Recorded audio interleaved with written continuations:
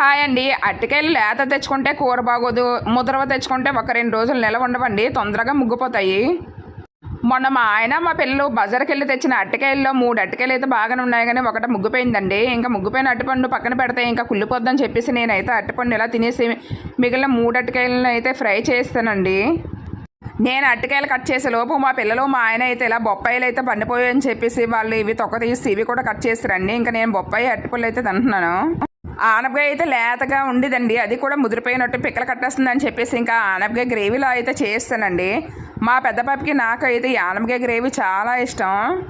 ఇంకా మా ఆయన అంటున్నారు, ఎందుకు అరటికాయ కూర బోల్డంత అయిపోయింది కదా, ఇంకా ఆనపకాయ ఎందుకుండా ఉండవలసింది కదా, రేపు పప్పు ఆనపకాయ వండుకుందాము అని చెప్పేసి. ఆనపకాయ ఒక్కటే వండితే మా ఆయన మా చిన్న పాప అస్సలు తినరండి. అందుకని వాళ్ళిద్దరికి అరటికాయ ఫ్రై చేసి పెట్టేసి మా పెద్ద పాప నేను ఇలా ఆనపకాయ కూర అయితే వేసుకొని తినేసామండి. ఇంకా కొంచెం కూర నైట్కి అయితే ఉన్నది. ఓకేనండి, బాయ్ బాయ్.